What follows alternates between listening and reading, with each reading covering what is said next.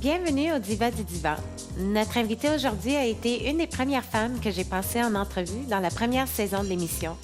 Elle a cru à mon idée et elle m'a motivée et elle continue à le faire pour les femmes à travers le Québec.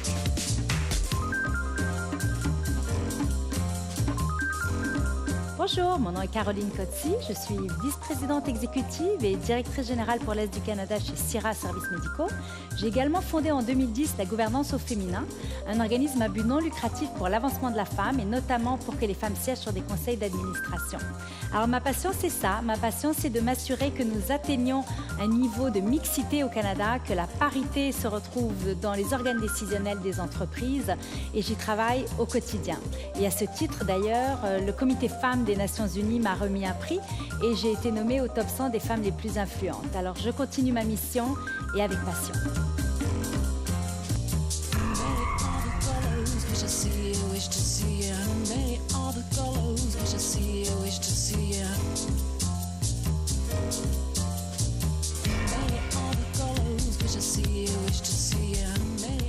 Bonjour Caroline. Bonjour Cindy. Je suis tellement contente de te passer en entrevue encore une fois aujourd'hui. C'est la deuxième fois. Oui. Je ne sais pas si tu te rappelles bien la première fois qu'on a fait notre entrevue ensemble.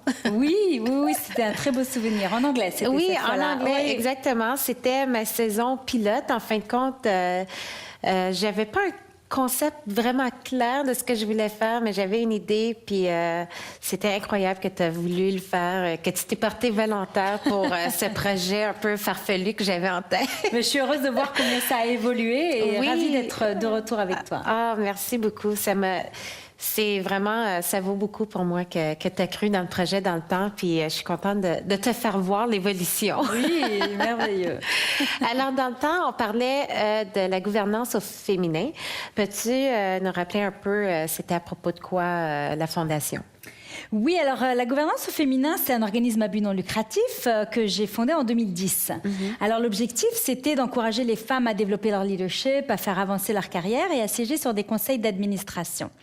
Alors à l'époque, en 2010, il n'y avait que 12% de femmes dans les conseils. Depuis, et puis je me souviens, tu m'as rappelé que je t'avais donné des statistiques en 2013 qui étaient de 14%. Tu me demandais de parler de l'évolution. Et en effet, aujourd'hui, on est rendu à 15,9%. On frôle les 16% de femmes dans les conseils. Donc, ça évolue, mais ça n'évolue pas très vite. Non, c'est ça. En 3 ans, c'est... C'est très lent comme évolution, mais je te dirais que ce qui évolue quand même assez rapidement, c'est la volonté de changement, c'est les mentalités. C'est le fait que les femmes se sentent de plus en plus prêtes. Il y avait trop souvent un problème de confiance en soi, un problème de syndrome de l'imposteur, etc. Et les femmes sont vraiment en train de se mettre à niveau, sont en train de prendre confiance en elles pour occuper ces postes-là. Donc d'une part, mais d'autre part, je pense très important aussi de noter que les hommes ont également beaucoup cheminé là-dedans, c'est-à-dire qu'ils sont de plus en plus conscients de l'impact positif d'avoir plus de femmes avec eux, sur la performance financière de la compagnie, sur le moral des employés, tout simplement parce qu'on voit qu'on fait des choses éthiques et qu'on évolue dans la bonne direction.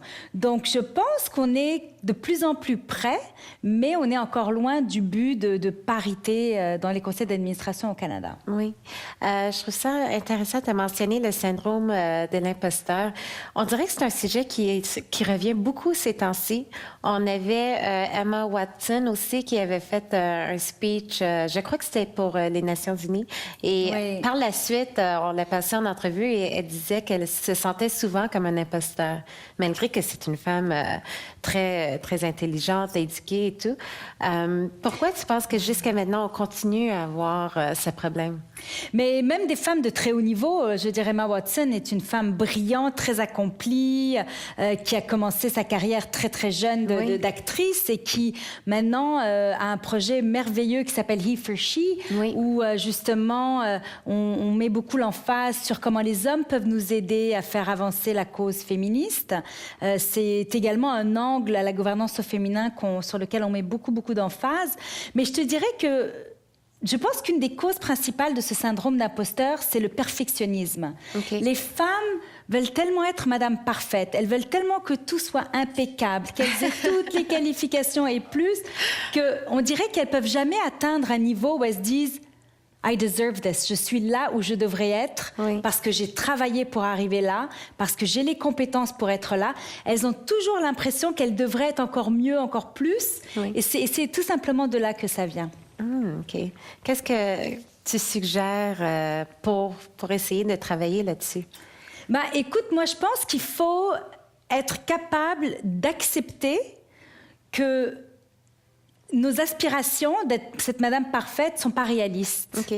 Et que c'est même pas nécessaire. On n'a pas besoin d'atteindre ces niveaux-là. Par exemple, quand une femme souhaite postuler pour un emploi, très souvent, elle n'ose pas parce qu'elle focus sur le 10% ou le 15% de qualification qu'elle n'a pas, au lieu de focuser sur le 85% qu'elle a. Et prendre une chance sur elle-même. Exactement.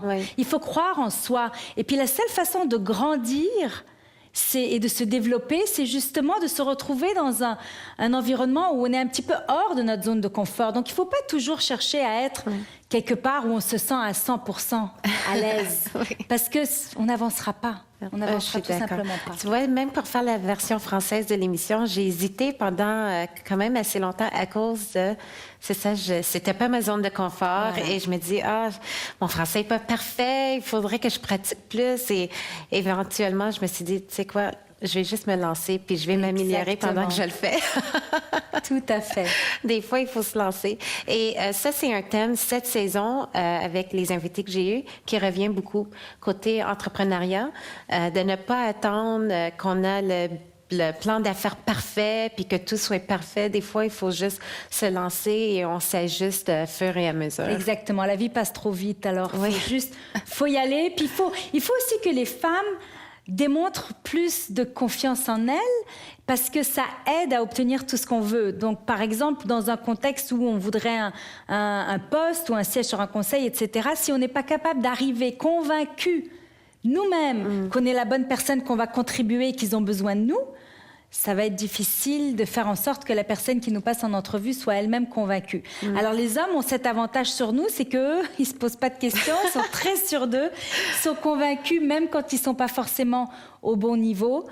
Je pense qu'il faut qu'on apprenne un petit peu à se mettre à la page à ce niveau-là. Oui. Je crois que c'est Dove qui avait fait une annonce comme ça. Ça montrait les femmes quand elles se regardent dans le miroir, ce qu'eux, ils voient. Puis c'est toujours moins que la réalité. Tandis que, mais c'était un peu une blague. Et les hommes, eux, quand ils voient, ils se voient plus grands, plus forts, plus musclés. Ils voient toujours une meilleure image. C'est leur avantage, ils ont raison.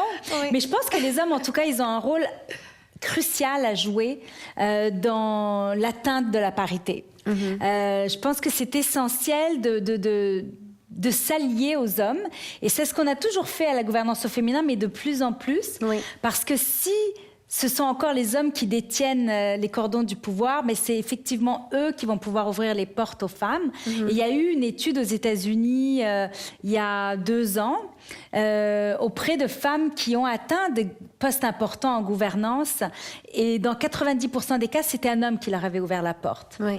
Alors, je pense que ça, c'est un point essentiel pour les femmes de passer plus de temps avec des hommes, d'avoir des mentors et des sponsors hommes et d'être en mesure de capitaliser sur les conseils qu'ils peuvent donner, sur les portes qu'ils peuvent ouvrir et l'accès qu'ils peuvent donner à des preneurs de décision à haut niveau. Oui, mais c'est important. C'est pas... le féminisme, c'est pas juste pour les femmes, ça affecte tout le monde, ça affecte les enfants, ça affecte les hommes. Alors, je suis contente de voir que ça prend plus cet angle-là et qu'on inclut les hommes dans la conversation. Oui, tout à fait. Puis je te dirais que dans tous nos événements des dernières années, quand on a des panels, on s'assure d'avoir un homme sur le panel. Et ce que je dis aux hommes qui se font inviter à siéger sur un panel, s'il n'y a que des hommes, refusez d'aller sur ce panel. Parce que l'idée d'un panel de discussion, c'est d'avoir des opinions divergentes, c'est d'avoir des points de vue divers.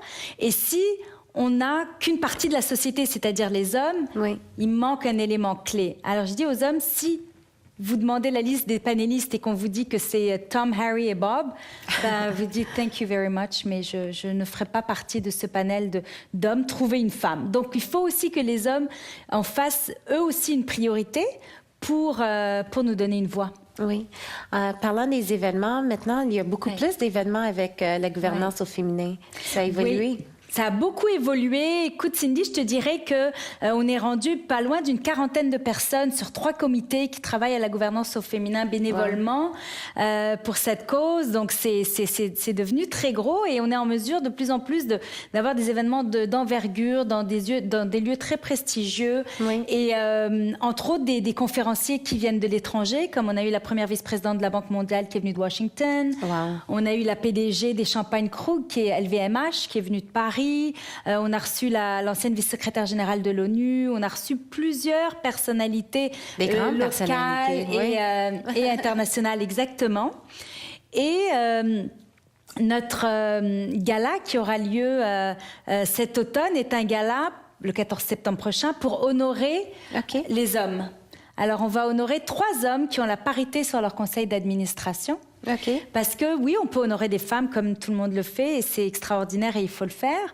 Mais d'honorer des hommes, ce sont des hommes qui, eux, chacun ont aidé beaucoup de femmes, qui vont continuer à aider beaucoup de femmes et qui surtout vont donner l'exemple à d'autres hommes qui ne sont peut-être pas en train de mettre autant d'emphase là-dessus. Ah, c'est une bonne idée. Oui. Alors on a 3 catégories, PDG, président de conseil et entrepreneur. Est-ce que tu veux que je te dévoile les noms? Oui, bien sûr. Alors, dans la catégorie PDG, c'est Yves Desjardins Siciliano, qui est le PDG de Via Rail. Wow. Dans la catégorie président de conseil, c'est Robert Tessier, qui est le président du conseil d'administration de la Caisse de dépôt et placement du Québec. Et dans la catégorie entrepreneur, c'est Jean Coutu. Jean Coutu, le papa. Oui, qui est un précurseur finalement, parce qu'à son âge, il a toujours mis l'emphase bien avant d'autres hommes pour avoir la parité sur son conseil d'administration. Wow. Et le gala va être sous la présidence d'honneur d'une femme qui a le plus important poste en gouvernance au pays, parce qu'elle est présidente du conseil d'administration de la plus importante banque au Canada, c'est-à-dire la Banque Royale, Kathleen Taylor. Elle est basée à Toronto et elle va nous faire l'honneur donc de présider ce gala. Elle va venir. Le gala est à Montréal. Le gala est à Montréal sur le parquet de la Caisse de dépôt. Wow. Au mois de septembre. Le 14 septembre prochain. Ça va être un gala d'envergure. Et il y a aussi une grosse nouvelle que je me réserve, une grosse surprise qui va avoir lieu ce soir-là. Something big. Stay tuned. Stay tuned. Bon, OK.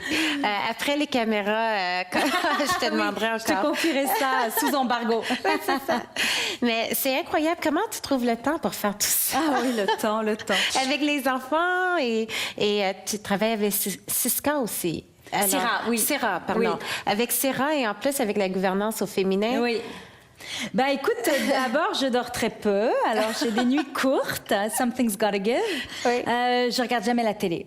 Alors, je regarde jamais la télé. Puis, je suis pas mal un bourreau de travail. C'est-à-dire que je travaille facilement 12 à 14 heures par jour tous les jours. Je travaille aussi le week-end. Donc, il n'y a pas d'autre façon pour que tout rentre. Mais je suis tellement passionnée par ce que je fais que c'est pas... pour moi, c'est pas...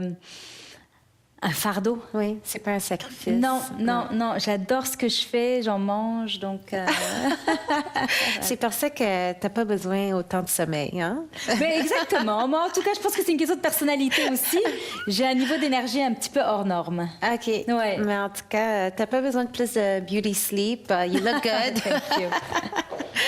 Mais je suis vraiment contente de voir l'évolution de la compagnie et pour moi aussi, il faut que j'aille dans plusieurs de ces événements. Des fois, j'ai un peu de misère à m'y rendre, mais c'est toujours des personnalités incroyables que vous avez la gouvernance au féminin. En tout cas, le gala, j'espère que je vais pouvoir y aller. J'espère aussi, oui. Et côté équilibre avec tout ça, c'est quoi... tes suggestions pour les femmes qui essayent de se rendre à ce niveau? Parce que je sais, dans notre entrevue, auparavant, tu disais que si une femme qui veut faire juste 37,5 heures... C'est pas possible. C'est pas possible. Pas qu'on a beaucoup d'ambition. Alors, pour faire cet équilibre, c'est quoi les conseils? L'équilibre, c'est très personnel comme notion. Oui. Donc, ce qui pour toi est l'équilibre, pour moi peut être un déséquilibre et vice-versa. Donc, je pense que c'est à chacune de voir ce qui la rend heureuse. Pour moi, c'est juste ça, c'est le baromètre du bonheur. Avec quoi je me sens bien? Qu'est-ce qui fait que je me lève le matin en forme, heureuse et j'ai hâte à ma journée? Il y en a d'autres qui feraient peut-être 5 heures de moins que ce que je fais par jour et trouveraient que c'est trop et qu'elles sont fatiguées. Donc, c'est un petit peu difficile, mais ce que je dirais, c'est qu'à partir du moment où on fait ce qui nous passionne, on sent même pas que c'est du travail. Il faut simplement trouver la façon d'intégrer ses enfants, parce que ça, c'est pour moi essentiel. Puis, comme tu mentionnais tout à l'heure, j'ai 2 enfants, mais mes enfants sont déjà adultes, ils ont 19 et 20 ans. Wow. Et je touche du bois parce que ça va super bien. Et students, tous les deux à l'université, puis tous les deux qui travaillent dans leur domaine respectif. Ah, c'est bien. Donc, c'est extraordinaire. Un qui est à la banque et l'autre, ma fille, qui est avocate. Donc, je te dirais que c'est la façon que moi j'ai trouvée pour les intégrer dans ma vie le plus possible, parce que je suis pas souvent là. J'ai cocktail et gala probablement 4 à 5 soirs par semaine. Oui. C'est que je les intègre dans beaucoup de mes activités. Donc, ils s'impliquent à la gouvernance au féminin tous les deux. Ils sont impliqués dans plusieurs des galas ou des bals que je préside. Alors, ils vont être bénévoles, donc ils vont être sur place, ils vont être impliqués dans l'organisation. On va pouvoir se voir comme ça, avoir du temps de qualité ensemble. Et pour moi, c'est une façon extraordinaire aussi de m'assurer que j'ai mis au monde des jeunes citoyens responsables qui prennent la relève, qui vont être là, qui comprennent que, en tant que femme d'affaires qui a réussi, j'ai une responsabilité envers les femmes en difficulté. Je suis gouverneure du Chénan. J'ai été impliquée pendant longtemps aussi auprès du Logis Rose Virginie.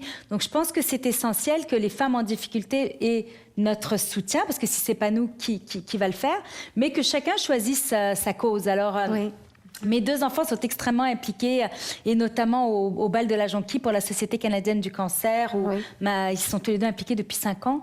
Donc, les gens les ont vus grandir en les voyant au bal. Ça fait 5 ans qu'ils sont là. Alors... Mais c'est quoi, pour quelqu'un qui dit qu'il ne faut pas chercher la perfection, je trouve que tu es pas mal parfaite. C'est gentil.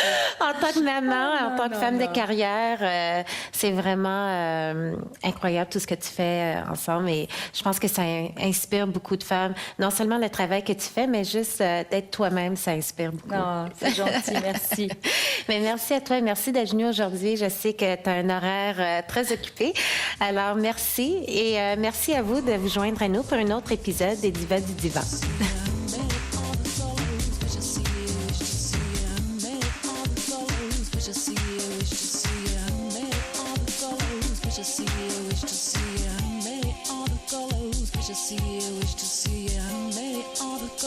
Wish to see you, wish to see you, many other colors. Wish to see you, wish to see you, many other colors.